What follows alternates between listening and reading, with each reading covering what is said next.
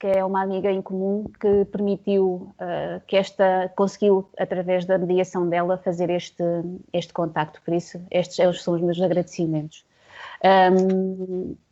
Depois, passo para tentar, como é que eu ia dizer? Estou até um bocado... Eu queria apresentar o professor. O professor Jaime Gouveia é professor de História, foi licenciado pela Universidade de Coimbra, é mestre também em História Moderna. Sabemos que tem um particular interesse pela história das alminhas da Inquisição e pelos pecados da Idade Moderna. Sabemos que é o foco da sua investigação e do seu trabalho. Mais recentemente, o professor, com uma bolsa pós-doutoramento, esteve e é ainda colaborador na Universidade do Amazonas, se não estou em erro, certo, professor? Sim, sim. Colabora ainda, embora estando um pé cá, um pé no Brasil, mas leva um bocadinho de Portugal ao Brasil e traz um bocadinho do Brasil a Portugal, que é, como nós falámos ontem, o que interessa neste intercâmbio de ideias, de culturas e história que, no fundo, temos em comum. Também queremos aproveitar esta altura para lhe dar os parabéns pelo recente prémio que ganhou, pelo artigo que fez. É sempre um bom contributo não só para a cultura, mas para o próprio país, e por isso lhe devemos esse reconhecimento, e por isso ainda nos torna a nós muito mais honrados, sentimos-nos muito mais honrados de o ter connosco nesta entrevista. Bem-vindo, professor. Eu vou só deixar o João, que quer dizer umas palavrinhas. Sim, João. Muito obrigado, Jenny. Obviamente, para agradecer o professor também pela disponibilidade para estar aqui a falar connosco e para contribuir um pouco para este nosso projeto. Eu, para dar todo o palco ao professor e à Jenny, só queria dizer aos nossos amigos que estão a ver isto online, pelo Facebook, quer pelo Facebook do grupo, quer pelo Facebook do projeto Ericsson também, que se tiverem alguma questão, basta colocarem lá no chat e depois eu, na altura certa, quando for mais propício, depois coloco a questão ao professor também, ok? Ok. Obrigado, uma vez mais. Obrigado, João. E então, desta forma, eu passo a palavra ao professor Jaime Gouveia. Nós vamos trazer aqui um tema que o professor até comentou que provavelmente era um bocadinho ao encontro daquilo que nós temos vindo a falar. Não era propriamente ligado com a história, mas é tudo ligado com a história, não é? Vamos falar do folclore e do que é que ele significa, quais são os incentivos que faltam, qual falta o reconhecimento, e por isso eu passo-lhe a palavra a si para nos dar um primeiro contacto com o que é o folclore. Muito bem, então muito boa tarde a todos. Quero começar também por agradecer-vos pelo convite que me fizeram para partilhar um bocadinho este tema hoje aqui, que é um tema que eu gosto bastante e que há outras pessoas que também gostam e que eu acho que até é pertinente. E portanto, agradeço aos três. Eu gostaria de os felicitar por esta iniciativa que têm vindo a desenvolver, que me parece que é muito interessante e muito importante, sobretudo nestes tempos que nós vivemos, não é? Em que ainda estamos um bocadinho confinados e onde se tornou, de certa forma, moda comunicar por esta via, mas vocês têm vindo a desenvolver uma iniciativa que é original, porque hoje em dia quase que se pode dizer que quem não faz uma live por dia não está na moda, não é? Mas vocês fazem muito mais do que isso, porque têm aqui um grupo que é sobretudo internacional. Vocês dizem isso e muito bem, e eu acho que essa dimensão internacional é muito importante, que é pôr em contacto pessoas dos vários continentes, e isso ainda ganha ainda mais interesse. Portanto, obrigado. Também relembrar aqui o nome da Sandra, que foi efetivamente quem mediou aqui esta minha participação. e dizer-vos que estou muito feliz em estar aqui com vocês hoje para partilhar um bocadinho e refletir em conjunto sobre este tema, sobretudo por 3 razões. Primeiro, porque hoje é o Dia Mundial das Bibliotecas. E portanto coincidiu, foi uma feliz coincidência, tem muito a ver com, enfim, património e de certa forma até com folclore, não é? Porque folclore também tem a ver com a literatura e portanto a questão das bibliotecas tem enfim, uma ligação bastante interessante e importante a isto que estamos hoje aqui a fazer. Depois, porque não há muito tempo, nós celebramos em Portugal o Dia Nacional do Folclore. Foi no dia 31 de maio. Durante muito tempo a Federação de Folclore Português, bateu-se no sentido de conseguir que, enfim, fosse reconhecido um Dia Nacional para o Folclore. E a Assembleia da República, não há muito tempo, sancionou essa proposta, de tal forma que todos os anos, no último fim de semana de maio, existe um dia consagrado ao folclore. E depois, a terceira razão, porque este tema parece-me muito, enfim, pertinente no tempo que estamos a viver, porque é de conhecimento público que existe um programa televisivo com bastante audiência, que são as 7 maravilhas da cultura popular portuguesa. E, portanto, o que se lá passa, e sobretudo a maneira como esse programa está montado, dá ainda mais sentido àquilo que nós vamos hoje aqui falar. E para responder à pergunta, essa primeira questão, o que é o folclore, talvez começasse por dizer que há ainda muita desinformação no que diz respeito a esta palavra, o que ela significa, a atividade dos folcloristas. Folclore é uma palavra que não é portuguesa, é uma palavra anglo-saxónica. Nasceu, portanto, na Inglaterra, foi um conceito criado por um arqueólogo, Sir William Thomas, que usava um pseudónimo. Portanto, ele, quando escreveu o primeiro artigo onde usou pela primeira vez este conceito, ele usou o pseudónimo de Ambrose Merton e escreveu uma carta, basicamente foi isso, escreveu uma carta que foi depois publicada numa revista de Londres, em 22 de agosto de 1846, e foi aí pela primeira vez que ele utilizou esta palavra. Palavra conceito, não é? Para quê? Para explicar, para significar o saber ou a ciência do povo.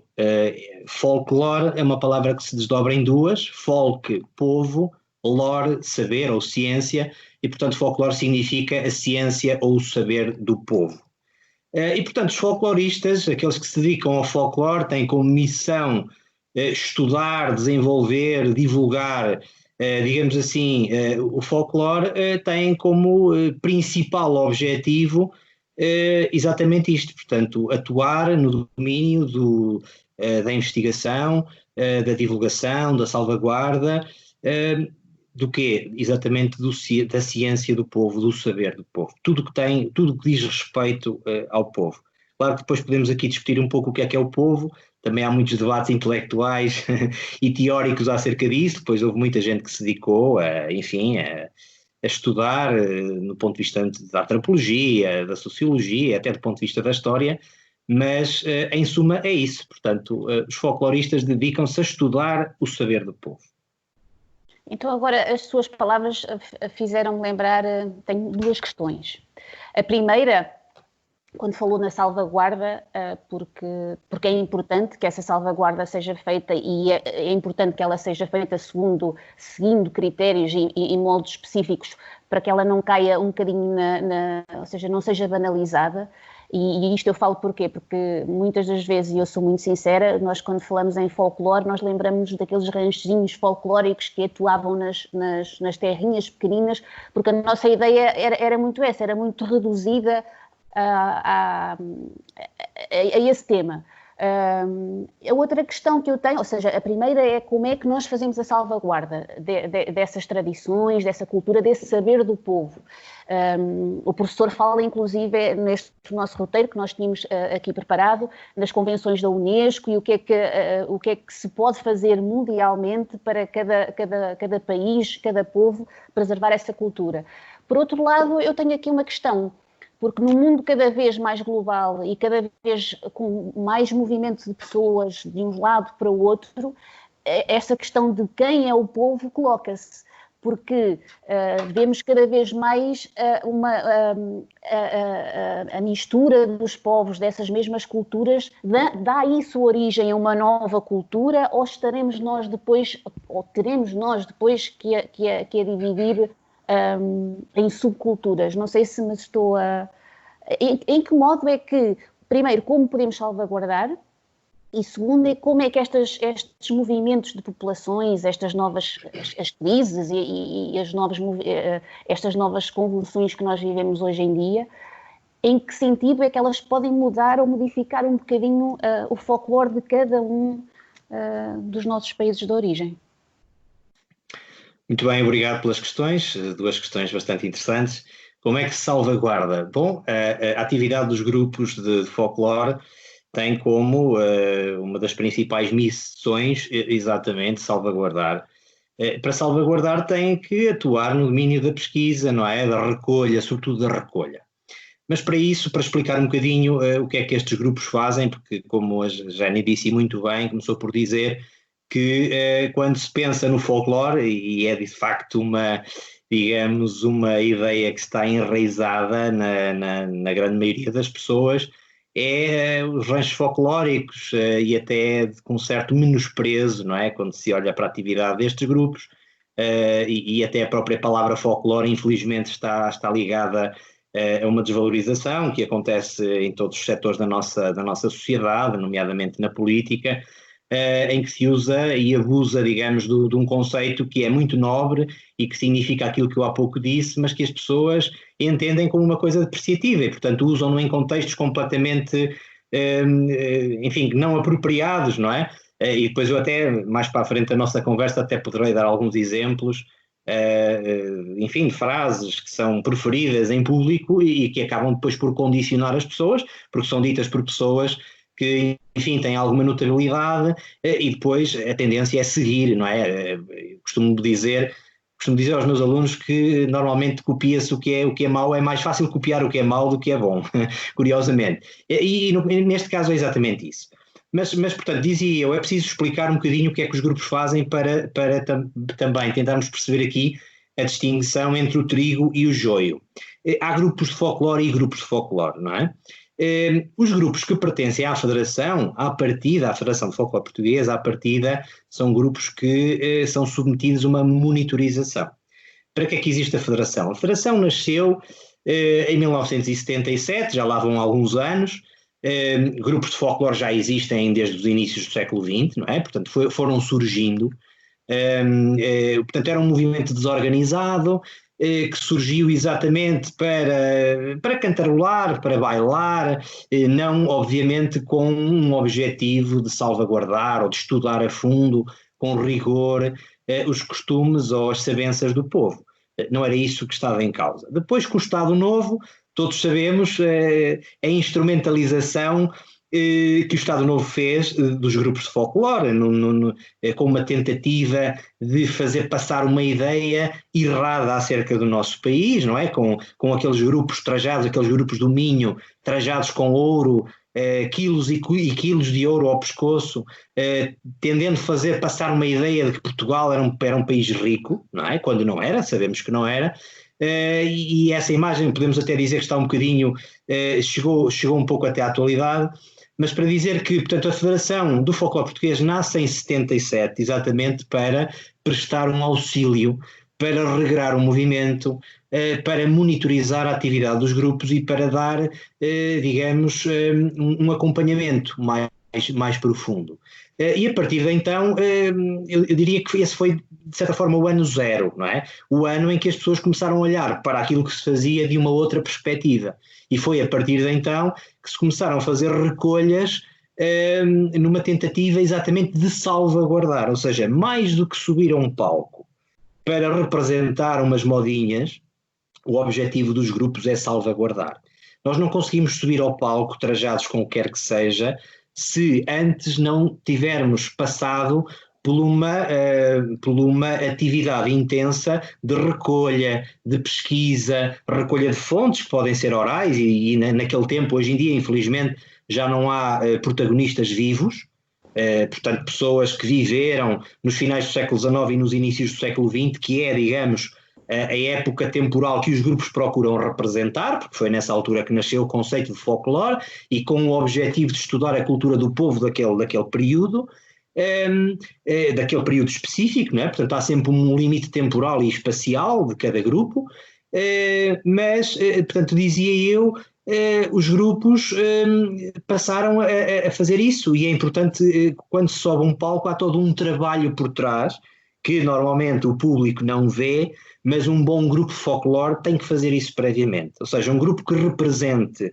condignamente uma região tem primeiro que investigar fontes orais, escritas, materiais, tem que validar as fontes, não é? Não é encontrar uma fonte que diz uma coisa qualquer e passa a ser válido, tem que haver um conjunto de fontes que validam aquela informação, não é? Para nós percebermos que é fidedigno, que era de facto assim, aquela saia era daquela forma, apertava daquela forma, por dentro aquele saiote era daquela forma, e enfim tudo, não é? Os instrumentos musicais, as cantigas, as formas de dançar, tudo, não é? A maneira como o povo pensava, a índole, e devo dizer-vos, há espetáculos absolutamente extraordinários, e isso sim é representar condignamente os nossos ancestrais. Já o mesmo não podemos dizer de outros grupos que não têm essa pretensão, geralmente não federados e, portanto, não têm apoio, digamos assim, dos conselheiros técnicos da Federação de Folclore Português, e que, enfim, sobem ao palco com sapatilhas, com relógios, com unhas de gel, com lábios pintados, isso é tudo menos folclore, e é isso que depois permite que a sociedade olhe depreciativamente para aquilo que é o folclore e para aquilo que os grupos são, e depois pagam uns pelos outros, digamos assim.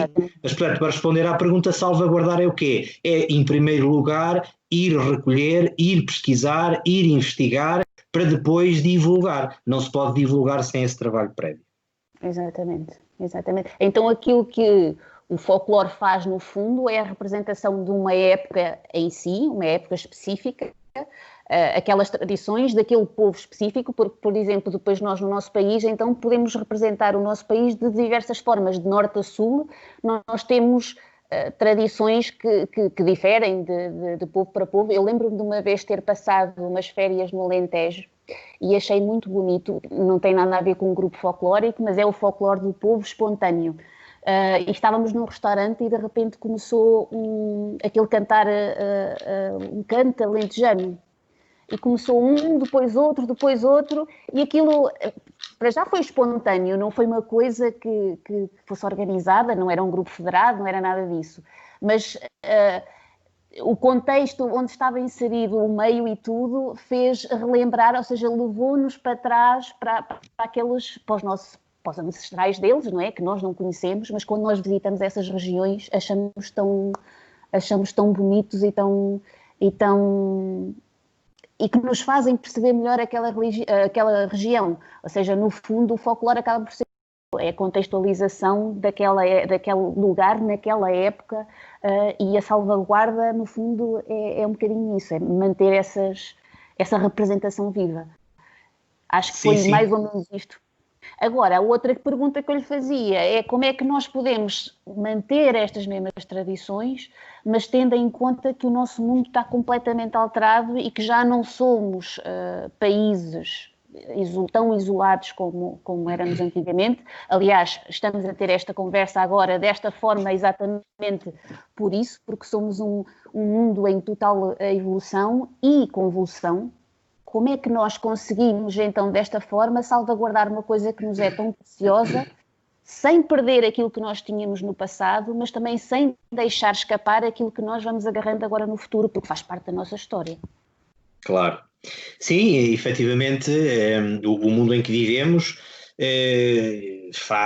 aliás, a tendência é exatamente que este tipo de coisas se percam, porque há uma massificação, uma globalização da cultura, de tal forma que nós acabamos por ser seres padronizados, digamos assim, e não apenas do ponto de vista do país, não é? Falamos de uma escala global, o objetivo é esse, não é? A questão da língua, o inglês, a predominância do inglês e por aí afora.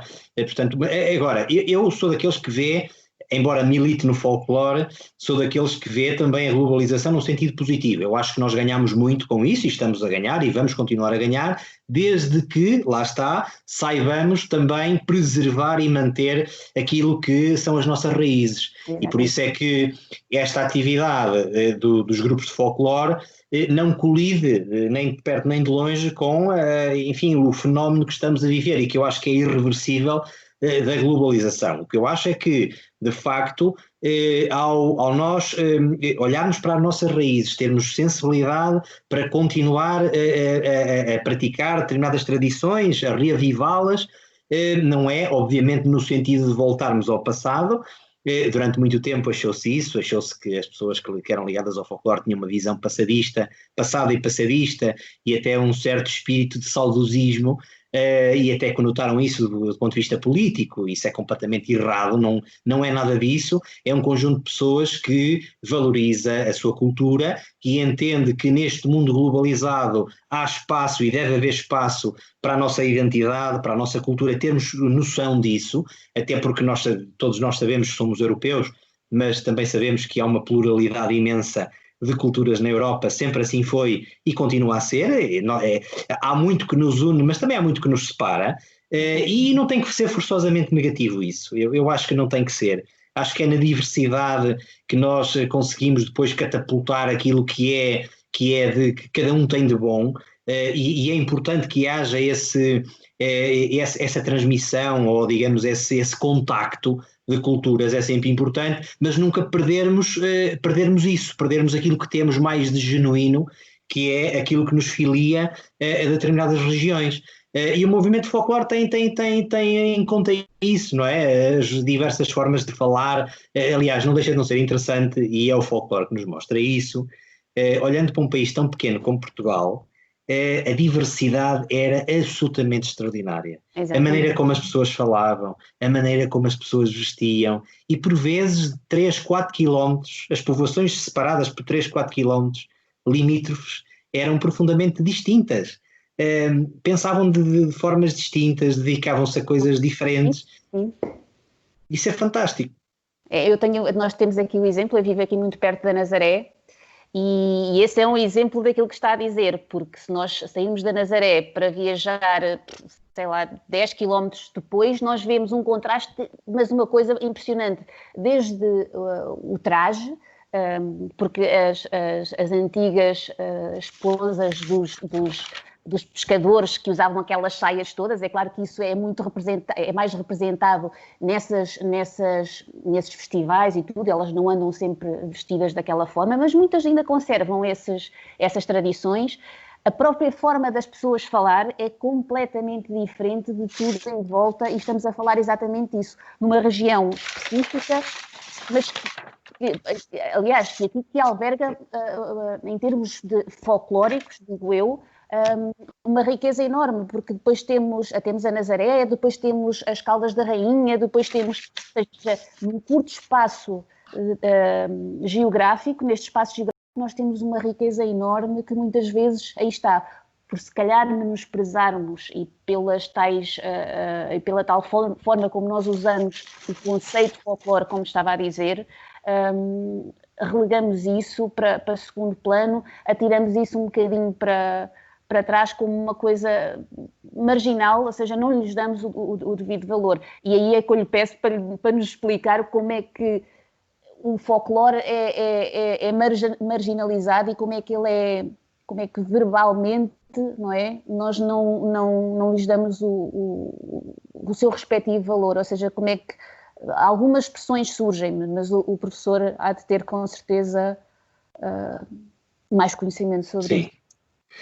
Sim, antes ainda de responder a essa pergunta, só fazer aqui uma nota relativamente à diversidade. A diversidade realmente é extraordinária no nosso país, um país tão pequeno, mas com uma cultura... Hoje em dia poucos olham para isso porque, como eu digo, nós estamos massificados, vestimos todos da mesma forma, comemos todos as mesmas coisas, ainda falamos um bocadinho diferente, mas a tendência é que não, é que isso se dilua no tempo. Mas há 100 anos atrás, e foram apenas 100 anos, isso também mostra como realmente a época contemporânea é uma época da velocidade. As coisas mudaram como da noite para o dia, não é? Não foi assim durante muito tempo, não é? Na época moderna, na Idade Média não era assim, as coisas demoravam mais a suceder, mas realmente desde os finais do século XIX, inícios do século XX até à atualidade, as coisas realmente mudaram muito, não é? Mudaram muito. E realmente hoje em dia os mais jovens não têm noção da diversidade que é o nosso país, e daí também a importância do movimento folclorista, no sentido de mostrar que realmente o nosso país é muito rico dos mais diversos pontos de vista.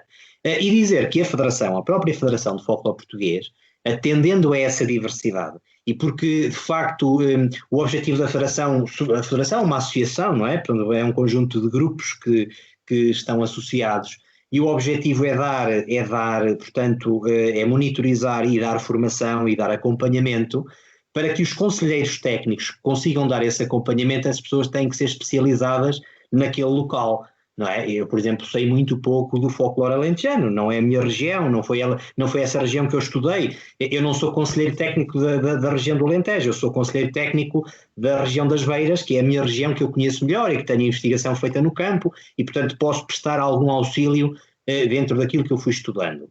E a própria Federação, atendendo a essa diversidade, está estruturada das mais diversas regiões. E para dar um exemplo, a região das Beiras, não é? que é uma região grande, tem sub-regiões, exatamente porque havia uma grande diversidade dentro dessas várias regiões. Temos a Beira Alta Serrana, temos a Beira Baixa, temos a Beira Alta, Viseu, Dão Lafões e Terras do Demo. Portanto, 3 sub-regiões dentro da região da Beira Alta. Isto só mostra o quê? Mostra a complexidade que há em estudar todo este passado, todas estas comunidades. E eu só tenho pena, de facto, que este trabalho que tem vindo a ser desenvolvido pelos grupos, que é um trabalho extraordinário, não seja ainda muito conhecido da nossa população. Aquilo que as pessoas conhecem a propósito do folclore, o que é? É apenas os bailaricos, os festivais de folclore, em que os grupos fazem um desfile, sobem a um palco, atuam 4 ou 5 modinhas durante 20 minutos e vão embora. Portanto, é basicamente isso que as pessoas conhecem, tirando alguns grupos que organizam outro tipo de representações, que devem fazê-lo, não é? Como feiras gastronómicas, enfim, recriar algumas tradições, cantar as janeiras, enfim, tantas outras coisas que há para fazer e que se deve fazer, exatamente para ultrapassar esse estigma que existe na sociedade a propósito do folclore. E com isto já estou, de certa forma, a responder à questão, ou seja, como é que as pessoas desvalorizam? Desvalorizam exatamente olhando ou pensando neste conceito e achando que efetivamente o folclore é apenas isso, não é? E sobretudo a utilização do vocábulo de uma forma depreciativa para dizer que folclore tem a ver sobretudo com cor, e aqui vamos sobretudo ao minho, não é? Ao vermelho, ao ouro, ao pescoço. O folclore é muito mais do que isso. Infelizmente, durante muito tempo existiram alguns festivais com prémios, não é? Portanto, os grupos representavam e no final davam um prémio à melhor atuação. Ainda bem que isso acabou, não é? Porque o folclore é todo autêntico, é todo genuíno, é todo importante, e não faz sentido nenhum dar taças ou dar prémios, ou o que quer que seja, porque bem representada a cultura de um povo, tanto é importante na Beira Alta Serrana, em que as pessoas andavam todas rotas, não é? E ainda hoje os grupos andam todos rotos. É mais importante ou menos importante esse folclore do que o folclore do Minho, em que as pessoas trajavam melhor, porque efetivamente os lavradores abastados tinham mais posses. Nós não podemos distinguir. Todo o folclore, sendo genuíno, sendo autêntico, é importante. E, portanto, não devemos dar prémios a uns e não a outros consoante o gosto, porque o gosto é subjetivo, não é? Eu posso gostar de uma coisa e o vizinho do lado não gostar. E como dizia um grande folclorista que foi o fundador, foi o primeiro presidente da Federação, Augusto Santos, ele dizia que o bonito é inimigo do autêntico, e é uma realidade. Quem quer o bonito, quem quer vestir bonito para aparecer de forma bonita num palco, para se fazer mostrar ao público, não está a ser autêntico, não está a ser genuíno, não é? E, portanto, a melhor forma de valorizar o folclore é exatamente perceber isto. Isto é fundamental. O que nós fazemos é representar. Se as pessoas andavam rotas, pois então nós vamos andar rotos. Se as crianças andavam descalças, e andavam, quase todas, e nós não vemos isso nos grupos, não é? Alguns sim, mas a grande maioria não. Mas se as crianças andavam descalças, as crianças dos grupos sobem a um palco, devem andar descalças para mostrar que de facto era assim. Porque só assim é que estamos a ser autênticos, não é? Agora, há determinadas coisas que se dizem também que desvalorizam o folclore. Uma delas diz-se que o Minho é a catedral do folclore.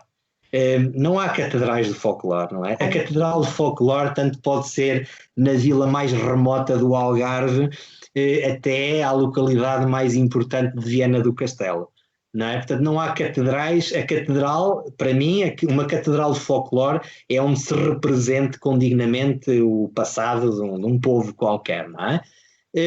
Depois, outro estigma que existe relativamente à palavra é a maneira como ela é utilizada, não é? Nós vemos diariamente nos jornais os nossos políticos a utilizar de forma depreciativa a palavra.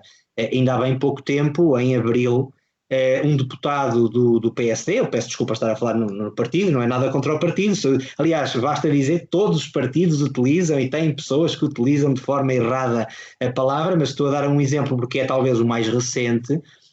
Um deputado do Partido Social Democrata disse que, a propósito do conjunto, dizia ele, abusivo de leis acerca da situação de pandemia, que não estava disponível para participar no folclore da política.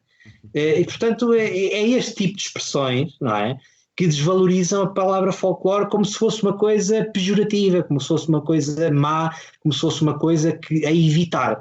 Ora, os mais jovens e as pessoas menos familiarizadas ao ouvirem isto reproduzem este tipo de concepções e é isto que desvaloriza o folclore.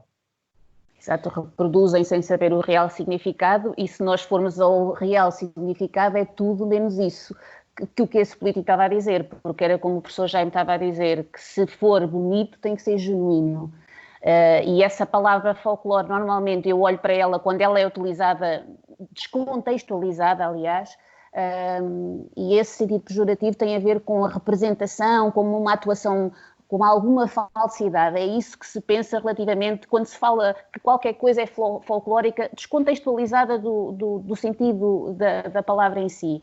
E por isso é que aqui, no fundo, entramos em negação, ou seja, uma coisa tão bonita que é aquilo que representa a nossa cultura e o nosso saber, o saber do povo, está a ser utilizado esse vocábulo para induzir as pessoas no sentido completamente contrário, ou seja, também tem que haver responsabilidade das próprias instituições e aqui voltamos, como nós temos falado em sessões anteriores, muito na educação e essa educação que há de ser...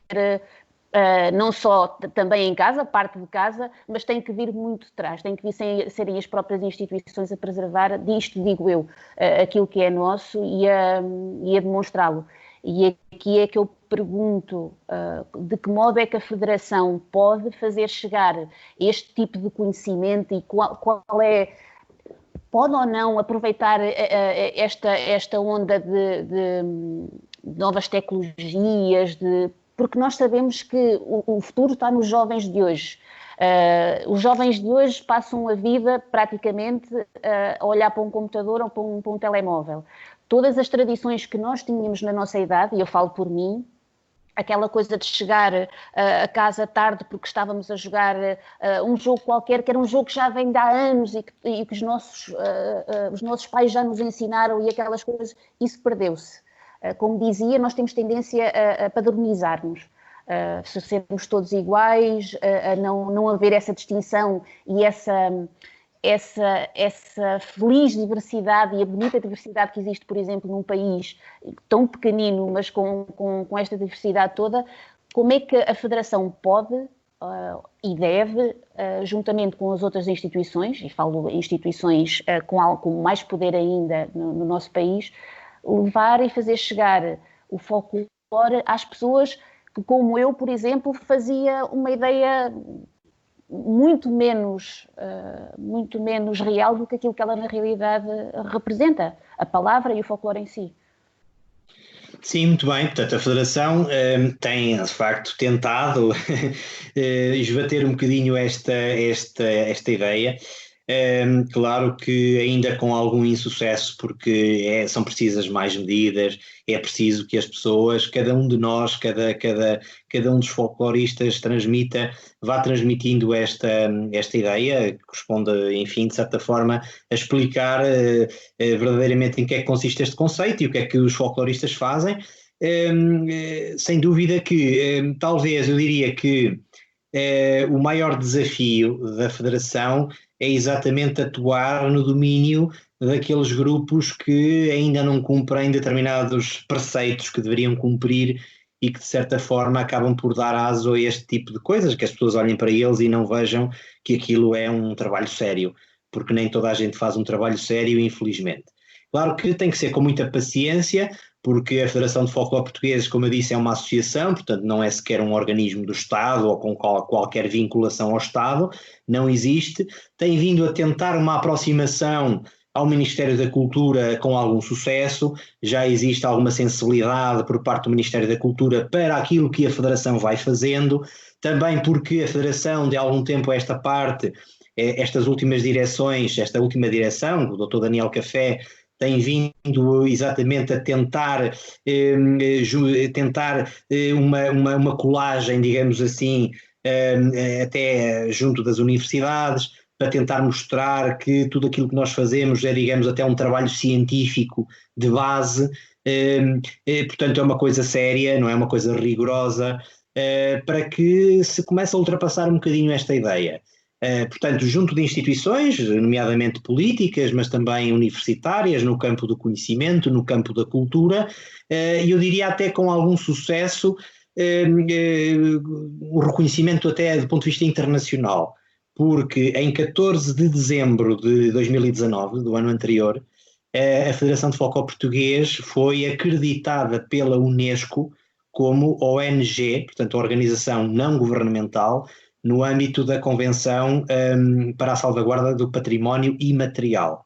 Portanto, foi muito bom que isso acontecesse, porque foi um reconhecimento, mas sobretudo também uma responsabilização que dá alguma credibilidade, digamos assim, ao movimento.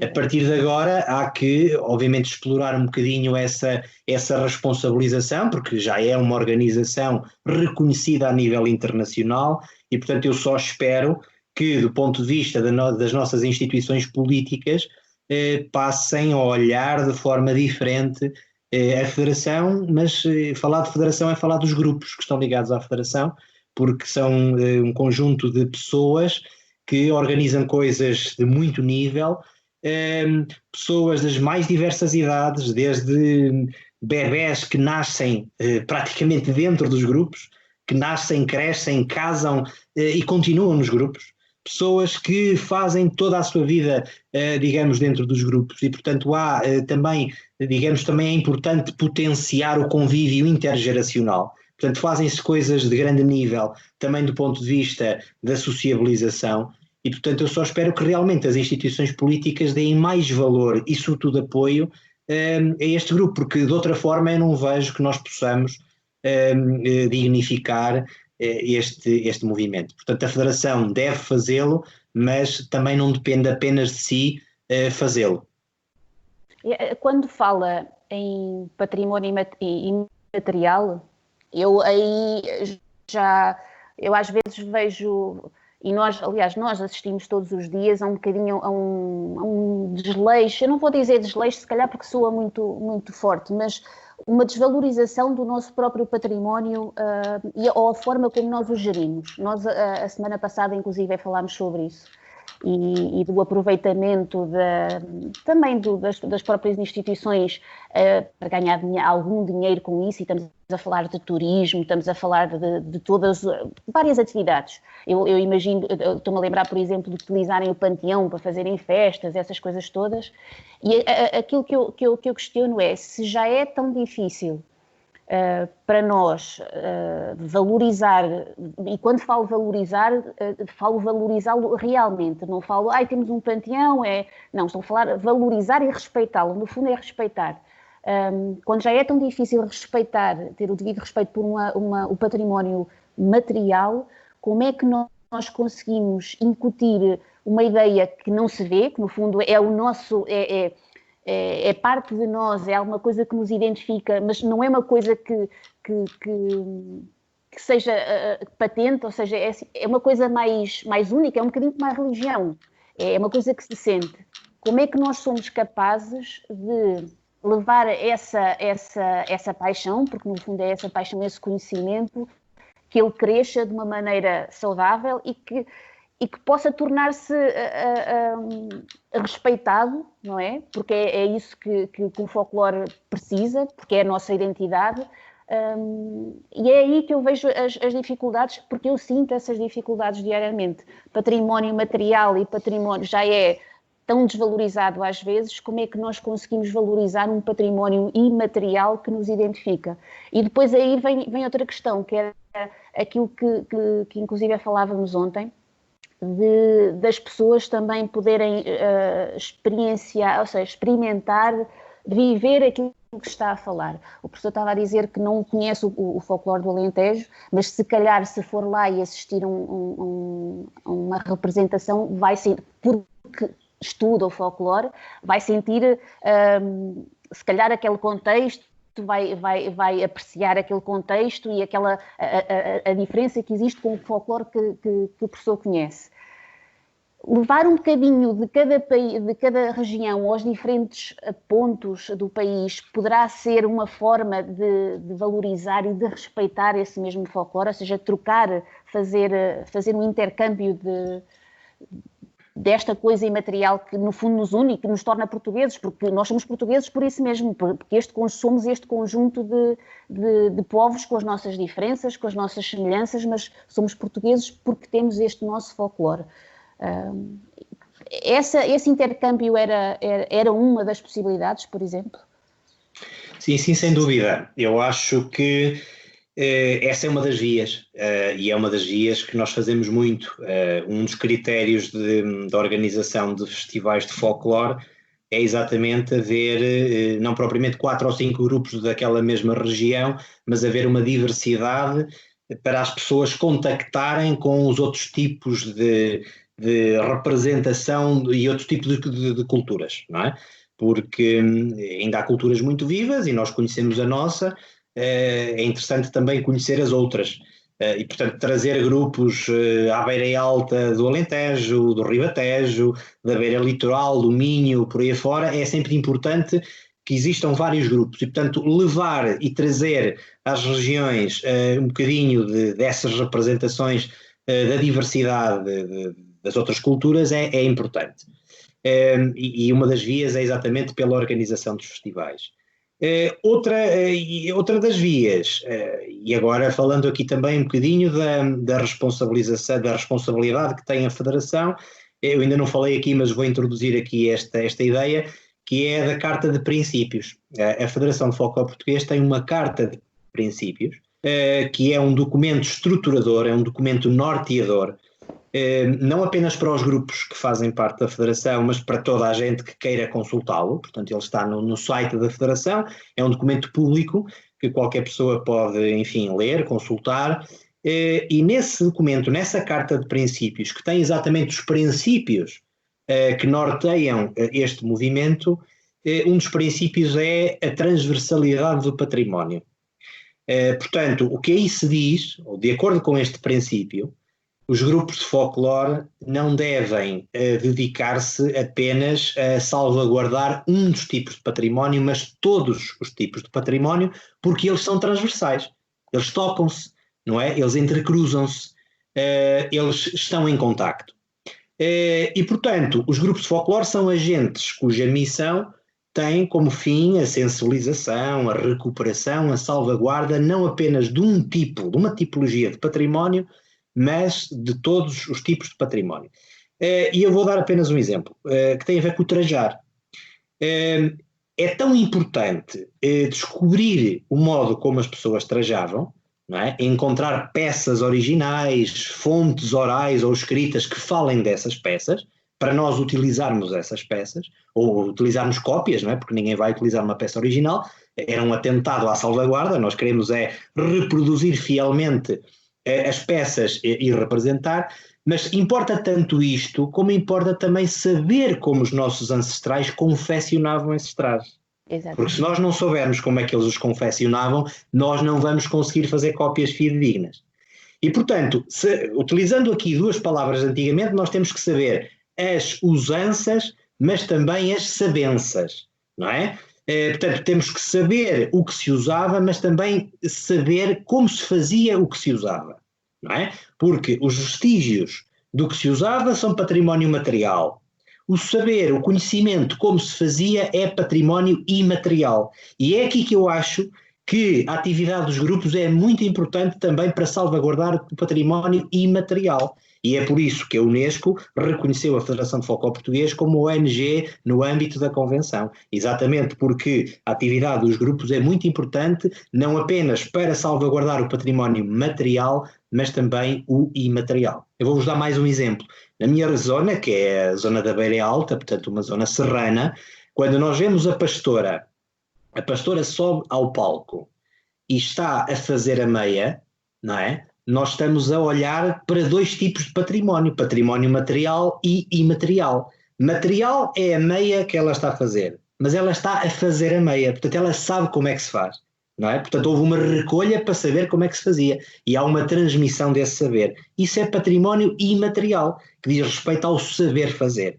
E portanto eu poderia dar aqui imensos exemplos, ou seja, o que a Carta de Princípios da Federação de Folclore Português afirma é a transversalidade destes dois tipos de património e por isso eu acho que os grupos salvaguardam os dois e isto é muito importante. Então, segundo diz, o folclore no fundo aproxima-se muito da antropologia em termos de conhecimento, em termos da cultura, dos povos e até da forma científica como faz essa mesma recolha de fontes, sejam elas orais e escritas. Por que não juntar as duas coisas? Ou seja, nós temos, por exemplo, e por que não, nós estamos, eu falo por mim, o João também está no curso de História, e eu tive a cadeira de Antropologia das Religiões. Eu tive História no passado.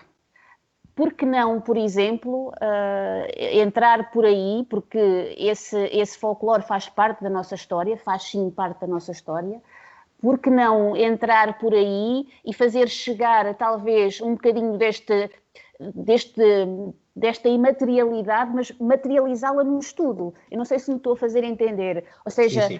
É não deixar que a palavra se desvaneça naquele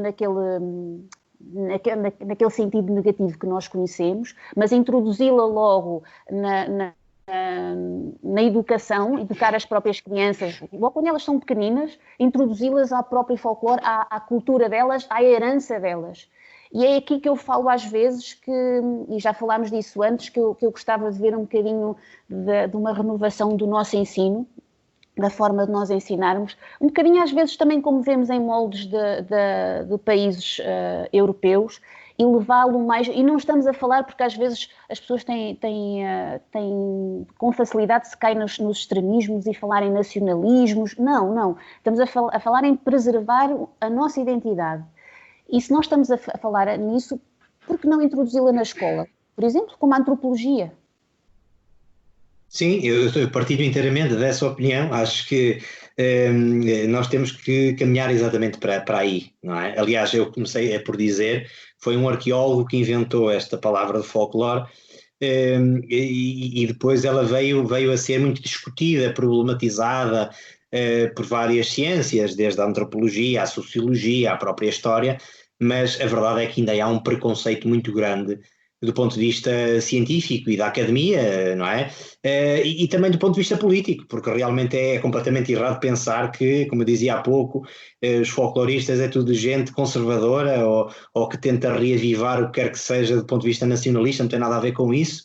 O que tem a ver é que realmente isto é importante, faz parte de nós, é um património, porque é que nós valorizamos outro tipo de património e não valorizamos este, não é? Tudo é património. E, portanto, devemos valorizá-lo. É importante, de facto, haver uma maior transdisciplinariedade. Nós falamos tanto disso, é tão importante que as várias disciplinas se juntem, e o folclore é exatamente um meio para isso, não é? Porque nós precisamos muito da antropologia, precisamos da sociologia, realmente aquilo que nós fazemos do ponto de vista científico, até pela própria história oral, tem muito a ver com a antropologia, as recolhas, o método científico, a validação das recolhas que nós fazemos. Tudo isso é muito, digamos, antropológico, mas também é sociológico, porque nós também vamos estudar do ponto de vista social as várias comunidades, como é que se interrelacionavam, não é? Quando nós representamos num baile, representamos a maneira como as pessoas se travavam de razões e os paus trabalhavam nas cabeças, não é? Quando as pessoas se chateavam e chegavam a vias de facto. Estamos a estudar a sociologia, a honra, os valores da honra, como é que as pessoas, por dar cá aquela palha, reagiam de forma violenta. Quando nós reconstituímos uma romaria, não é? E mostramos como é que, de um ponto de vista no sentido comunitário, as pessoas se juntavam para comer ao ar livre, e depois cantarolavam, bailavam, bebiam se calhar um bocadinho mais do que a conta, e depois acabava sempre exatamente por folias, mas também em pancadaria. Nós estamos a estudar do ponto de vista sociológico aquela comunidade, não é? Mas além disso, depois também estamos a estudar do ponto de vista histórico, porque temos que estudar outro tipo de coisas. Portanto, eu acho que há aqui uma bifurcação grande de várias disciplinas, que isso devia ser aproveitado. Vou só dizer que a Federação de Folclore Português tem tentado isso, e tem 2 projetos importantes que eu acho que no futuro poderão trazer-nos alguns frutos. Um destes projetos é constituir uma parceria com a Universidade Federal do Amazonas, portanto no Brasil, para constituir uma revista dedicada a estudos científicos sobre o folclore. Portanto, o objetivo é fazer uma parceria com uma universidade de um outro país, de um outro continente, portanto dando também um cariz internacional a este projeto, para que a academia, num sítio onde se valoriza muito folclore, que é o Brasil, e nomeadamente a zona norte, a zona do Amazonas, onde ainda há quadros muito vivos de folclore e se valoriza muito, a própria Universidade Federal do Amazonas, que eu conheço muito bem, tem pessoas a trabalhar do ponto de vista científico, mestrandos, doutorandos, que estão a estudar coisas do folclore, e também, portanto, ligando isto àquilo que nós fazemos em Portugal. Portanto, eu acho que este é um projeto importante e que poderia fazer aproximar a antropologia, a sociologia e a própria história. Um segundo projeto que a Federação tem consiste em publicar um conjunto de coletâneas sobre temas que são muito caros ao tema folclore. A primeira coletânea vai ter como tema a lençaria tradicional portuguesa. A maneira como as pessoas usavam lenço, em primeiro lugar a quantidade, a variedade bastante grande de lenços que existiam de norte a sul de Portugal, a maneira como eles se apertavam, portanto, estudar isto, não é? E publicar uma coletânea que de forma fidedigna mostre a variedade dos lenços e aquilo que estava associado à lençaria de norte a sul do país. Eu acho que são 2 projetos importantes, aqui eu se calhar juntaria um outro que tem a ver com a formação. Face a este período de confinamento, a Federação adotou como estratégia ministrar formação online aos conselheiros técnicos, aos observadores, que são aqueles indivíduos que entraram agora para a Federação para virem a ser mais tarde conselheiros técnicos, e enfim a todas as pessoas que queiram assistir às nossas formações, que de forma presencial realizavam-se em todo o lado, não é? Portanto iam-se organizando e que agora estão a ser ministradas via digital, e portanto eu acho que no futuro nós poderemos vir a colher alguns frutos ao fazer isto. Exatamente, e segundo aquilo que me deixou agora, que ficou-me presa a ideia, o professor falou que no Brasil se dá principalmente no Norte, mas que no Brasil se dá de facto mais ênfase e mais importância ao folclore do que propriamente cá em Portugal. E eu pergunto porquê. Ou seja, qual é o fenómeno que pode distinguir este interesse do Brasil, porque tem descendentes nossos, porque tem parte da nossa cultura lá também? Porque é que no Brasil este folclore ainda é tão vivo e tão recriado, e cá em Portugal nós temos a tendência de menosprezar e marginalizar mesmo? Qual é o segredo do Brasil? Bom, o Brasil é muito maior que Portugal e, portanto, talvez seja por aí. Portanto, há muito mais gente que dedicada a este tipo de coisas, e ainda há, digamos, uma concepção diferente. Por exemplo, a zona norte do Brasil, pelos movimentos indígenas, pela preservação de alguns traços característicos, talvez seja por aí.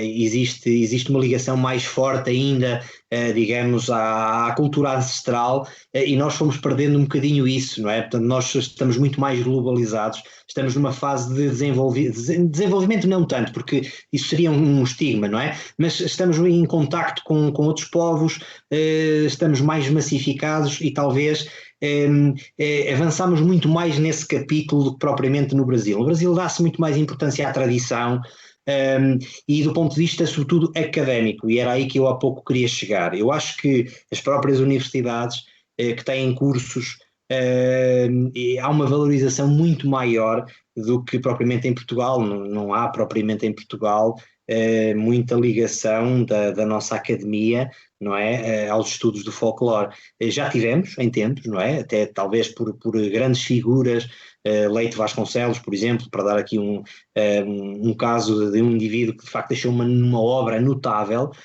Nós precisamos muito disso, eu acho que é por aí. Ou seja, precisamos de pessoas que também no mundo académico passem a valorizar e a desenvolver, porque alguém tem que dar o primeiro passo, e talvez no Brasil isso já exista. Eu notei isso quando vivi lá, portanto eu não acho que é tanto pelos portugueses, porque realmente ainda há muitos descendentes de portugueses com algumas associações importantes e que valorizam isso, não é? Aliás, já agora aproveito para dizer que dos associados da Federação, nós temos muitos grupos no estrangeiro, não é? Claro que a grande maioria são grupos de Portugal, mas nós temos nas comunidades uma representação muito importante. Nós temos atualmente cerca de 20 grupos efetivos e 7 grupos aderentes. Temos grupos no Brasil, na França, em Andorra, no Canadá, no Luxemburgo, na Alemanha, na Suíça, nos Estados Unidos e também no Brasil. Aliás, o Brasil é um país forte do ponto de vista também dos grupos, não é, que representam o nosso folclore. Só que é um folclore português. Claro que o Brasil também tem folclore do Brasil, não é? E também tem grupos de folclore do Brasil e fazem-se imensos festivais de folclore do Brasil. E depois até é curioso que nesses festivais de folclore brasileiro, por vezes aparecem também grupos de folclore de Portugal, que é um convívio salutar, não é, entre diversos tipos de folclore. Isso é muito interessante e muito importante. Agora, para responder a essa questão, de facto, eu não sei porque é que no Brasil se valoriza mais. O que eu acho é que nós temos, de facto, que continuar a nossa missão e, sobretudo, fazer aquilo que eu dizia há pouco. Portanto, dialogar mais e conseguir mais parcerias com várias instituições, desde o ponto de vista político ao ponto de vista da educação, as universidades.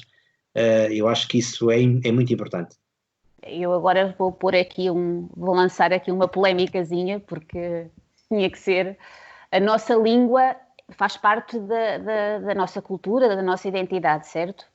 Quando nós, por exemplo, fazemos um acordo, cada vez que nós fazemos um novo acordo ortográfico, como o último, por exemplo, nós vemos, e eu fui sou muito reticente, fiquei muito reticente, é claro que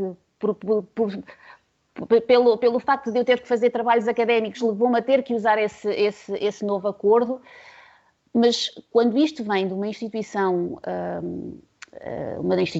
pública, não é? Quando nos é imposta esta mudança e que foi imposta de uma forma ambígua, ou seja, aproximar-nos um bocadinho, porque foi isso que nós sentimos, aproximar um bocadinho o português do português falado no Brasil, Nós estamos aí a preservar, por exemplo, o nosso folclore, a nossa identidade.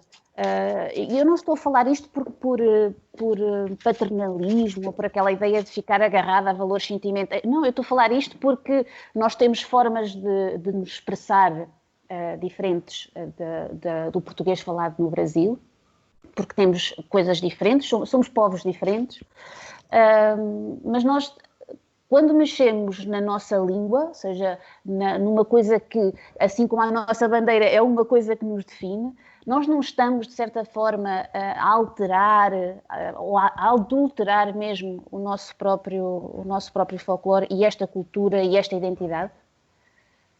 Sim, sem dúvida. Aliás, nós, até nas nossas representações, por vezes, tentamos utilizar uma linguagem específica de cada região. E isso também foi mudando. Ainda não falei aqui, por exemplo, da literatura, mas nós temos alguns livros muito interessantes que são autênticos mananciais de folclore. Aqui na minha região temos, por exemplo, o Aquilino Ribeiro, que é um autor que não está na moda, porque quem pega naquele autor não entende quase nada, porque a nossa própria língua cá em Portugal também mudou, ou seja, a massificação da língua também aconteceu. As pessoas utilizavam diversos vocábulos e a língua portuguesa é de tal forma rica que, para dizer uma mesma coisa, nós por vezes temos diversas formas de a dizer. E isso acontecia efetivamente, não é? Os próprios instrumentos agrícolas, as alfaias agrícolas, numa região diziam-se de uma forma, noutra região diziam-se de outra forma. De certa forma, nós também alterámos isso. Houve uma evolução da própria língua. Agora, a evolução propriamente dita, ou seja, sendo espontânea, eu acho que isso não há, eu não vejo problema nenhum que isso aconteça. O problema que eu vejo é quando somos nós a forçar essa mudança, que foi o que aconteceu com o acordo. Eu também não fui favorável ao acordo, e não sou, ainda continuo a escrever da forma que se escrevia, porque efetivamente acho que não tem que ser, ou seja, este tipo de medidas não tem que ser impostas, tem que acontecer espontaneamente. Aquilo que aconteceu no Brasil foi uma coisa espontânea, não é? Nós introduzimos a língua e ela foi se alterando com as pessoas, de tal forma que, mesmo no Brasil, não se fala da mesma forma, não é? Continua-se a falar de formas diversas, não só na acentuação, mas também na significação. Isso também acontece em Portugal. Agora, de facto, isso é polémico, sem dúvida que é polémico, ainda hoje é polémico e vai continuar a ser polémico. Eu, efetivamente, claro, pela sensibilidade que tenho pelas questões da cultura, obviamente que sou contra qualquer imposição que altere uma coisa que diz respeito à nossa identidade. Acho que as coisas têm que acontecer espontaneamente, tal como aconteceram, não é? No folclore isso aconteceu. Nós não podemos dizer que representar a cultura de há 100 anos atrás, que estamos a representar uma cultura fidedigna, porque não foi sempre assim. Ao longo da história as coisas foram mudando. Não é? Nós estamos a representar as coisas como eram naquele período. Por isso é que é importante termos um período. E nós temos um período. Não é? Quando nós vemos, por exemplo, um chapéu de feltro que tem de aba 5 centímetros, não corresponde à época, já é anos 40. Não é? E isso é um pormenor, mas é um por maior, porque se muda logo tudo. Não é? Isso é, portanto, representar uma época é importante para nós percebermos que, em primeiro lugar, não somos puristas. Em segundo lugar, não há essencialização na cultura. Nós não podemos dizer que foi naquele período que nasceu tudo e foi a partir dali. Nós não sabemos, as coisas foram evoluindo no contacto com as pessoas, no contacto com outros povos. Agora, alterar obrigatoriamente para como foi o caso, para nos aproximarmos, eu acho que isso é profundamente errado. Eu acho que a melhor forma de aproximação é exatamente nós catapultarmos Portugal para os outros países. Eu vivi no Brasil cerca de 5 anos. De facto, as pessoas não me compreendiam. Ainda hoje não me compreendem. Eu dei aulas lá, na Universidade Federal do Amazonas, e por vezes senti a obrigação de fazer como os jesuítas faziam no século XVI, que era entrar efetivamente no vocabulário do próprio local, para me fazer entender. Porque se eu estava a lecionar, eu também queria, sobretudo, era que a minha mensagem passasse, não é? Obviamente não perdendo a minha própria linguagem e aqui e acolá introduzindo palavras que me perguntavam o que era, e às vezes até era interessante nós conversarmos um pouco sobre isto, não é? Porque nós temos palavras que no Brasil querem dizer coisas absolutamente diferentes e às vezes até muito interessantes, não é? Mas isso é uma coisa, não é? Nós, de facto, não se sente Portugal no Brasil. Não se conhecem os cantores portugueses, não têm novelas portuguesas como nós temos as novelas brasileiras, não há tantos portugueses assim no Brasil, de forma a que as pessoas contactem com portugueses. Portanto, nós, em Portugal, conhecemos muito a cultura brasileira, não é? Conhecemos muito a gastronomia, há muitos brasileiros, falamos com eles, temos as novelas, a música brasileira inunda-nos, não é? Isso é bom, isso é bom. Agora, não existe um movimento contrário. E, portanto, a melhor forma de aproximação não era alterar a língua, não era fazer uma convenção, não era fazer um acordo, era projetar Portugal no estrangeiro. Isso é que eu acho que era importante. Exatamente. Eu não sei, João, se queres colocar alguma questão. Eu gostava de aproveitar esta altura para colocar, porque as redes sociais explodiram um pouco e temos algumas questões. Se o professor me permitir e se a Jane me permitir também, eu colocava algumas. Pode ser? Com certeza. Então temos uma da Maria Magdalena dos Santos que diz: como podem os grupos recolher cientificamente os dados de há 100 anos atrás, quando nestes anos o fenómeno das migrações internas alterou o local dos costumes com a transferência delas para locais onde se tornaram modas? Como aceitar como real um testemunho oral de alguém que tem 80 anos, mas que nada sabe de história e dos fenómenos que aconteceram naquele local 80 anos antes dele? Muito bem, é uma pergunta muito pertinente. E sobretudo pertinente para aqueles grupos que se querem formar agora, não é? Para aqueles que se formaram nos anos 70, 80, até 90, não é? Que ainda existiam pessoas com 80, 90 anos, que ainda diziam algumas coisas da sua meninice ou que se recordavam dos pais, dos progenitores lhes terem falado, era mais fácil. Hoje em dia já é muito difícil porque nós já não temos protagonistas vivos e, portanto, formar um grupo de folclore muitas vezes cinge-se à cópia fiel de outros grupos ou da utilização das recolhas, do manancial, do espólio que outros grupos já tenham sobre aquela região.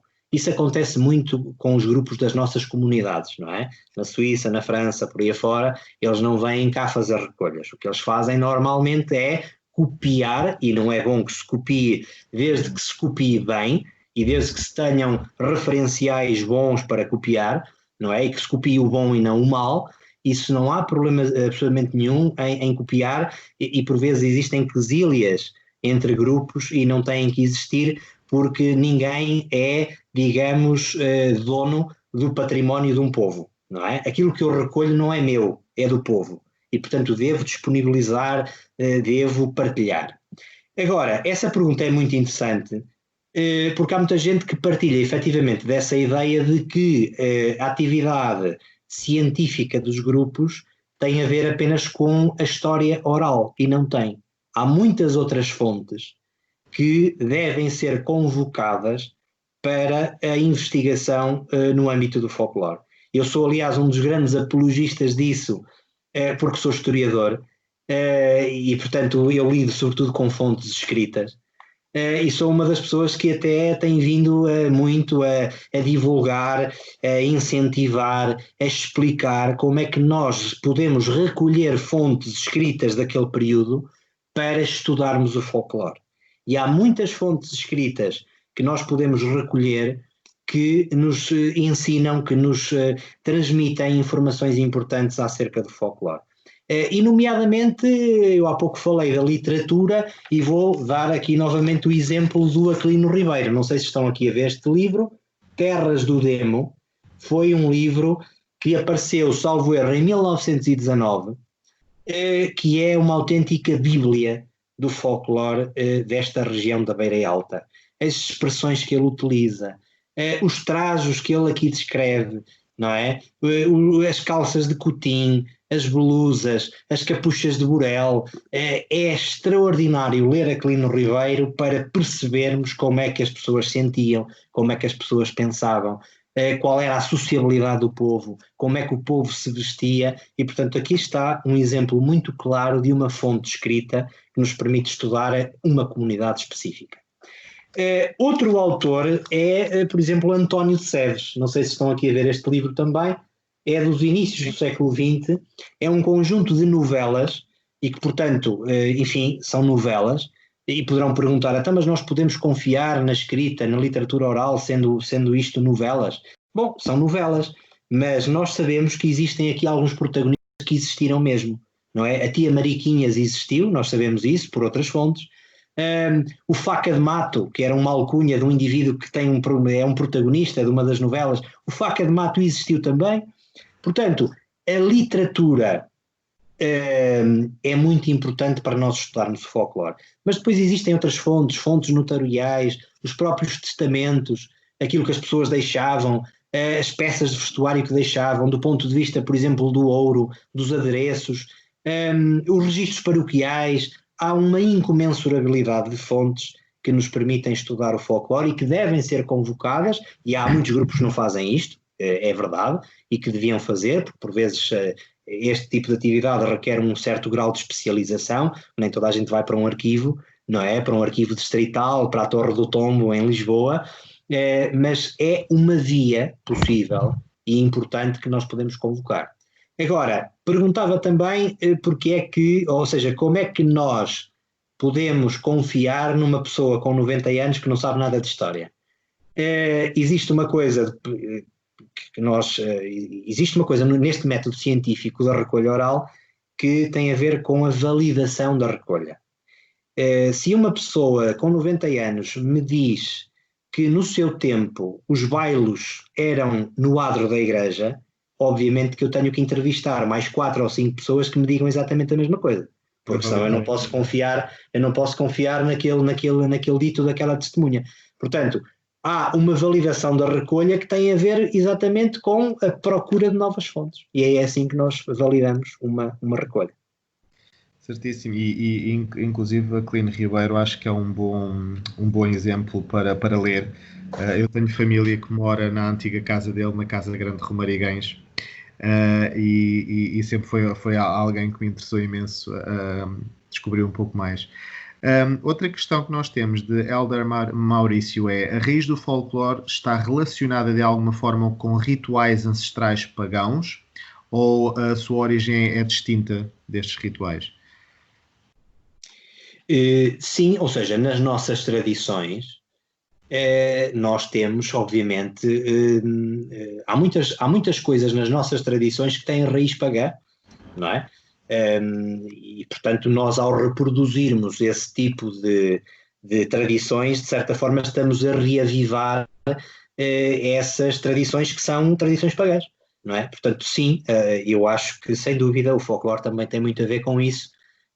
Uma das questões essenciais daquilo que nós recolhemos e que depois divulgamos é exatamente a religiosidade do nosso povo.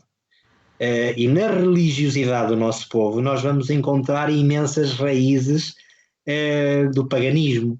Basta, por exemplo, pensar nas superstições, nas crendices populares. Tudo isso tem a ver com raízes, digamos, mais pagãs, não é? E que não se filiam propriamente à tradição da religião católica ortodoxa romana, e nós temos imensos casos e muito curiosos, e uma das missões dos grupos também é recolher isso, dessas superstições. Eu posso até depois, se quiserem, dar aqui alguns exemplos dessas nossas superstições, que ainda hoje, curiosamente, portanto, existem. Nós ainda encontramos pessoas com uma certa idade que ainda continuam a fazer estas coisas e a pensar desta forma. Nos chás, não é? Portanto, a utilização dos chás para isto e para aquilo, e são tudo tradições que ainda permanecem. A própria procissão em si, que ainda subsiste hoje em dia, também é algo que já vem de muito de trás. É um dos exemplos. O Fernando Pimenta diz: há que saber distinguir o que é uma representação dos usos e costumes e o que é apresentado em palco dos grupos folclóricos. Nós até já falámos sobre isso. O que foi determinado durante o Estado Novo foi a forma de dançar e trajar para dar nas vistas, e os usos e costumes foram evoluindo. Sim, mas podem perfeitamente continuar a ser representados. O trabalho no campo, o ver a Deus, as festas populares, por exemplo, mantiveram-se durante muitos anos. Desde os anos 80 praticamente tudo mudou. Como é que se vai representar folcloricamente essa época? Qual época? Neste caso dos anos 80.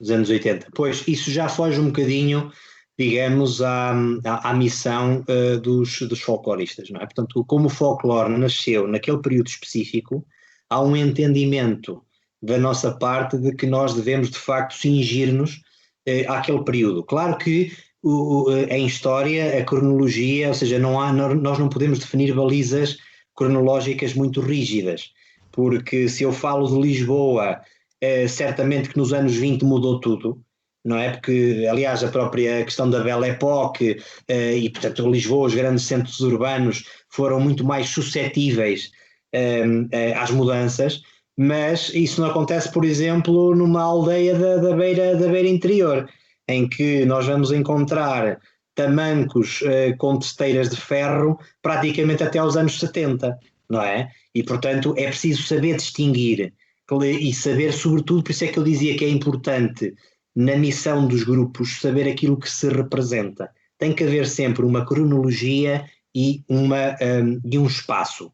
O grupo tem que saber qual é o espaço que representa e qual é a cronologia que representa. E em regra, obviamente que nós já não vamos representar o período da borracha, em que as botas de sola já eram forradas com borracha por baixo, porque a vulcanização da borracha já aparece mais tarde, não é? E, portanto, é preciso saber distinguir. E daí a missão da Federação é exatamente para aconselhar. Durante muito tempo a Federação de Folclore Português era o bicho-papão, não é? Eram quase entendidos como os fiscais que andavam pelos grupos a dizer o que é que estava mal. Ora, isso não corresponde à realidade. Nós somos pessoas que temos como objetivo exatamente recomendar, não vamos obrigar ninguém a fazer nada, vamos sobretudo aconselhar, dizer qual é o caminho, sobretudo apontar caminhos, mas de facto nós temos que saber isso, temos que saber o que é que representamos. Por exemplo, é comum, e é outro erro, alguns grupos, por exemplo, representarem as marchas. As marchas já não dizem respeito à época, ao espírito da época para a qual nasceu este conceito de folclore, não é? A canção popular portuguesa nada tem a ver com a questão das marchas, nada tem a ver com o pimba, não é? Diz-se que o pimba que é tradicional, mas não é, pode ser popular e é popular, mas não é tradicional, porque é preciso saber o que é tradicional. E isto tem muito a ver com a questão do facto folclórico, ou seja, o que diz respeito ao folclore é o facto folclórico. E é preciso saber o que é um facto folclórico. E o facto folclórico tem 6 características fundamentais e tem que ter estas 6 características. Falhando uma delas, já não é facto folclórico e, portanto, já não diz respeito ao folclore. A primeira característica é ser popular. Um facto folclórico tem que ser popular, tem que ser do povo, não pode ser erudito, não é? Ou da alta cultura, da chamada alta cultura. Por exemplo, uma dança palaciana da fidalguia ou da burguesia não é um facto folclórico. É história, é importante estudar, é importante recolher, mas não deve ser representado no âmbito da missão das representações de folclore. A segunda característica tem que ser tradicional, ou seja, tem que ser transmitido de geração em geração e aceite com a mesma força na geração seguinte como uma tradição. Eu dava há pouco o exemplo do Pimba. O Pimba há quem considere popular e talvez seja, mas mesmo que o seja não é um facto folclórico. Porquê? Porque não é tradicional.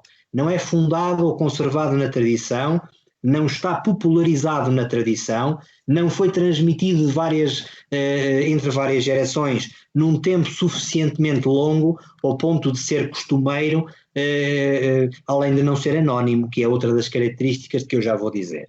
A terceira característica do facto folclórico é a universalidade, ou seja, tem que ser uma manifestação não individual, mas coletiva.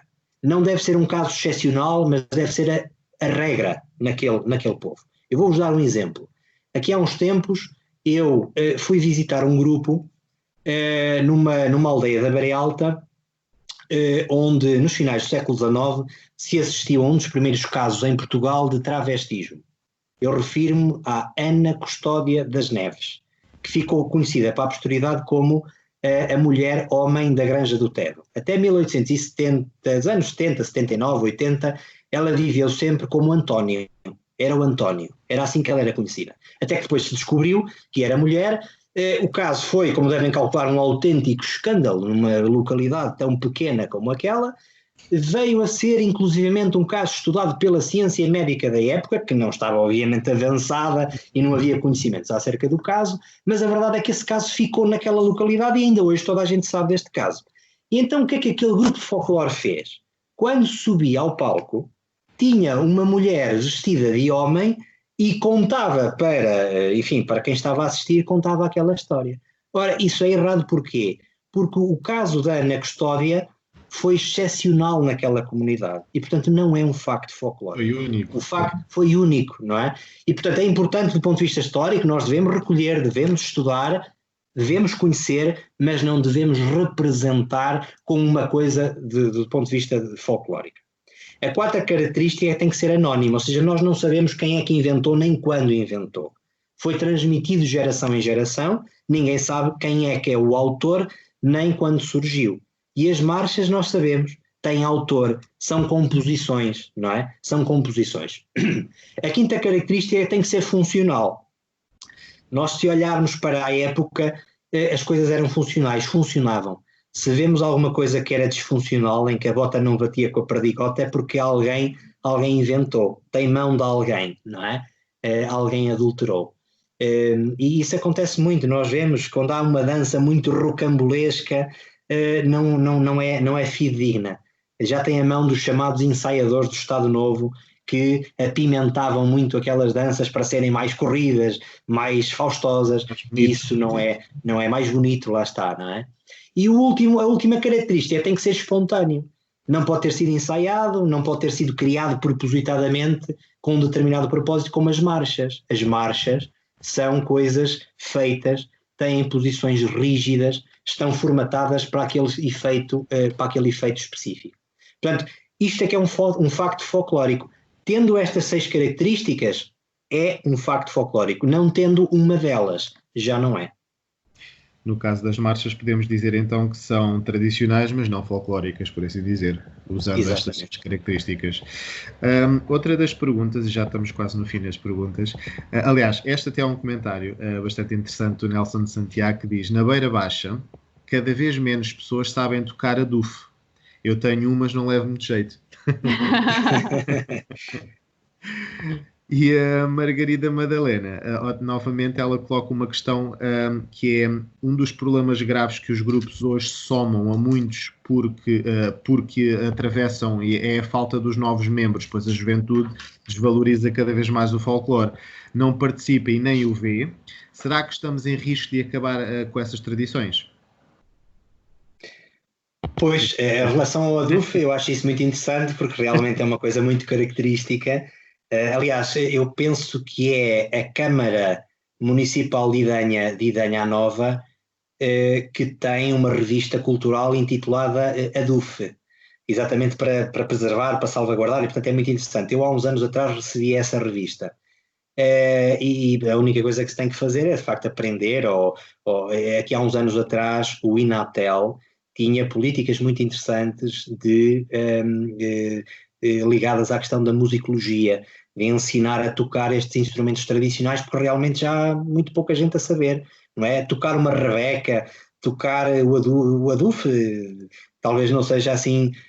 Claro que todos os instrumentos têm a sua dificuldade, mas se falarmos numa viola beiroa, numa viola toeira, numa viola amarantina, há diferenças, não é? Nas cordas, nas afinações. É preciso haver gente a ensinar estas coisas, senão isto desaparece. E isto prende-se um bocadinho com a segunda questão, que é: será que isto vai desaparecer? Ora bom, eu espero que não, e a atividade dos grupos de folclore é exatamente para que isto não desapareça.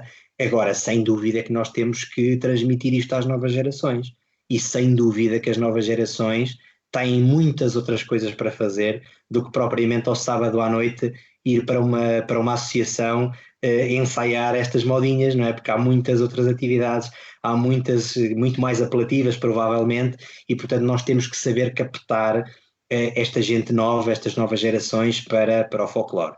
Claro que isto é talvez o grande desafio, exatamente este, porque como ser apelativo, como é que o folclore pode ser apelativo para estas novas gerações?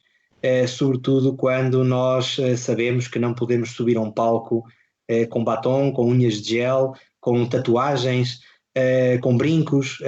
Como é que nós vamos lidar com isto? É um grande desafio. Obviamente que estamos todos a refletir sobre isso, não queremos excluir ninguém, pelo contrário, queremos que toda a gente participe deste movimento, porque todos somos poucos, e sobretudo as novas gerações, porque eles são o nosso futuro e são o futuro do nosso folclore. É um bocado como o Fernando Pimenta diz, que sem dúvida uma enorme dificuldade em relação à pergunta da questão da Maria Madalena, é que acho que tem muito a ver com as opções que estão disponíveis, e a cultura dos jovens vai precisamente em sentido contrário neste momento. E ele inclusive coloca uma questão em relação aos prémios que falou logo no início da conversa, que é: falou em prémios, mas a Federação de Folclore quer classificar os grupos bons e maus, é essa a função? A Federação deveria ter uma postura pedagógica, sobretudo. Não é o que a Comissão da Região de Coimbra tem feito, pelo menos em relação ao grupo a que eu pertenço, neste caso.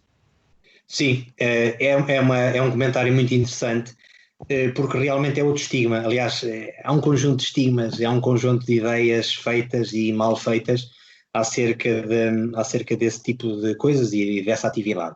Claro que durante muito tempo foi assim, não digo que não, e é pena que tenha sido, mas neste momento nós estamos muito conscientes desses problemas e queremos ultrapassá-los, e a certificação, isso que se falava, esse comentário tem a ver com a questão da avaliação. É que a Federação avalia os grupos, e ainda não há uma consciencialização por parte dos grupos da importância da avaliação, e há até, digamos, uma rivalidade, criam-se rivalidades entre os grupos, entre aquele que está mais bem classificado e aqueles que têm uma classificação inferior, quando o objetivo não é esse. O objetivo da avaliação é que os grupos sejam proativos e que tenham consciência daquilo que podem melhorar. Ou seja, o objetivo da certificação, ou seja, neste momento, a Federação de Folclore Português o que faz é atribuir uma certificação de que aquele grupo é representativo daquela região, desde que tenha uma avaliação superior à nota 7. Portanto, a nota é de 0 a 10.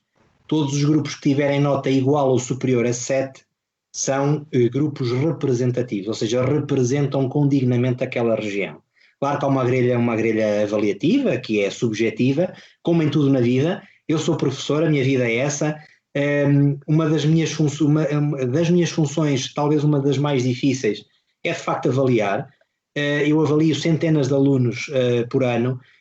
Há alguns que consideram que a avaliação é justa, há outros que não consideram e sentem-se injustiçados. Isso vai acontecer sempre. A avaliação é sempre subjetiva, mas dá-nos uma coisa que eu acho que é fundamental, que é nós termos a capacidade de melhorar. E é isso que nós pretendemos.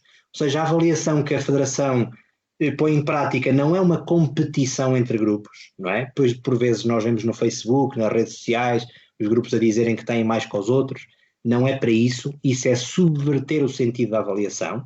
A avaliação nem devia ser conhecida, devia ser uma coisa interna, para nós percebermos sobretudo aquilo que podemos melhorar. Porque ninguém é perfeito, não é? Ninguém é perfeito, todos podemos melhorar. Eu não sei tudo, todos os dias aprendo muito e quero aprender muito, leio muito, e esse é o espírito, não é?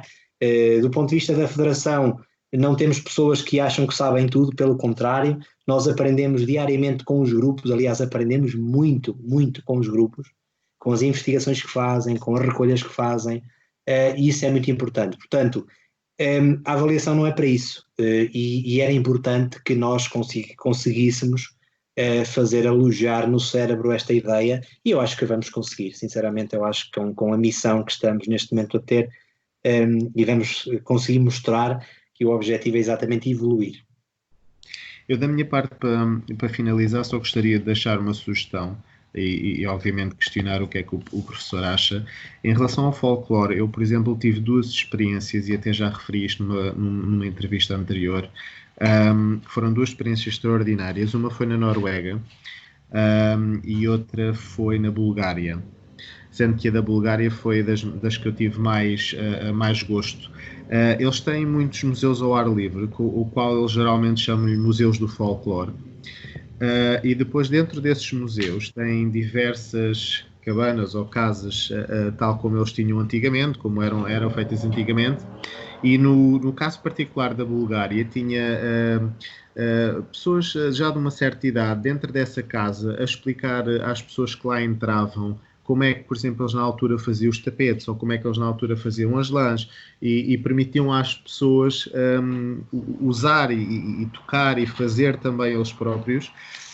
Eu pergunto se isso não seria também uma ideia boa para adaptar em Portugal, fazer uma espécie de um museu ao ar livre de folclore, claro, especificamente em cada região, mas se isso porventura não atraria, porque muitas pessoas, e eu falo por mim, acho que hoje em dia gostam de ter aquele contacto físico, não só apenas o teórico, mas poderem ver, poderem mexer, poderem tocar.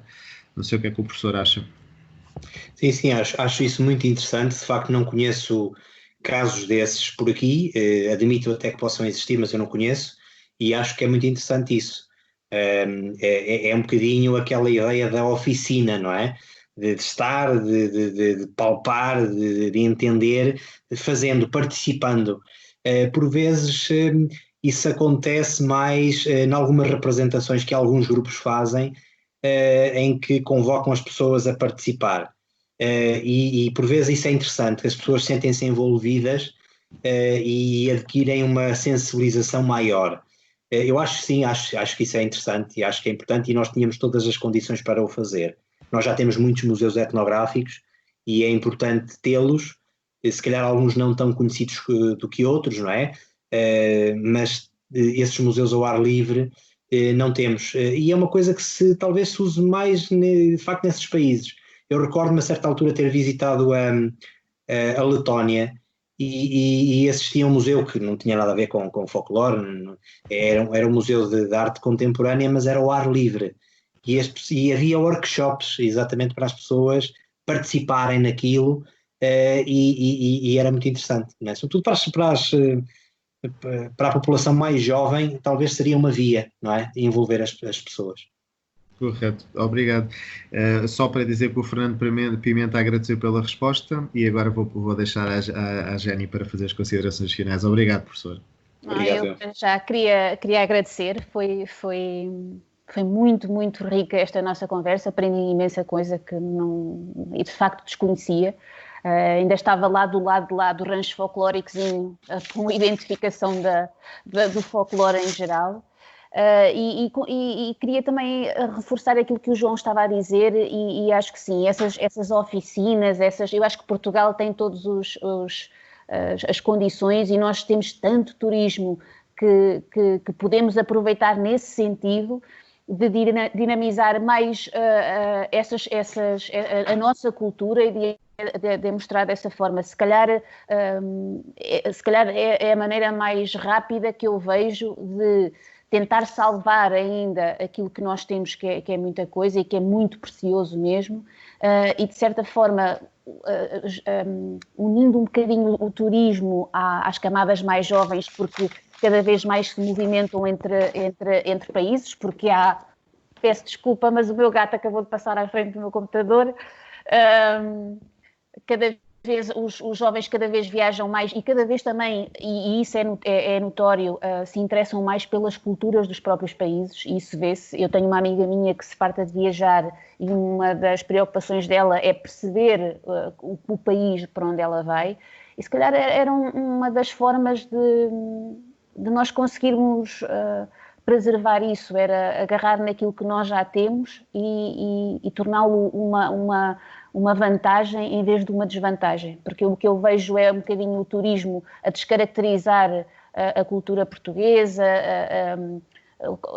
Economicamente pode ser muito viável e mas de facto para a nossa cultura pode ser algo que não nos traga propriamente mais-valias, por isso se calhar uma ferramenta e não o contrário. De resto, queria agradecer imenso, queria agradecer ao professor Jaime, queria agradecer a todos os que estiveram connosco a acompanhar-nos, quero agradecer ao João e deixar mais uma vez o meu agradecimento também especial à Sandra, que possibilitou estes encontros, que como nós estávamos a falar ontem, que em períodos de confinamento eu tenho vindo a conhecer realmente pessoas fantásticas como o professor Jaime, como outros professores que nós já entrevistámos aqui, e por isso é de coração cheio que eu agradeço imenso esta entrevista. Peço desculpa pelo meu gato, eu estava a tentar que ele não passasse aqui, mas não consegui segurá-lo. O gato já faz parte das entrevistas. Já faz parte. Muito bem, eu que agradeço. Aproveito já agora também para reiterar os agradecimentos pelo convite. Foi um prazer, obviamente, estar aqui com vocês. Vocês que organizaram e também as pessoas que estiveram a assistir. Quando falamos daquilo que gostamos, o tempo voa e realmente eu não dei por o tempo ter passado e, portanto, foi um grande prazer e virei cá às vezes que vocês acharem necessárias. Portanto, muito obrigado uma vez mais. Ainda bem. Muito obrigado, professor. E permitam-me apenas só dizer que o Erickson, infelizmente, não pôde estar presente porque ele teve problemas técnicos.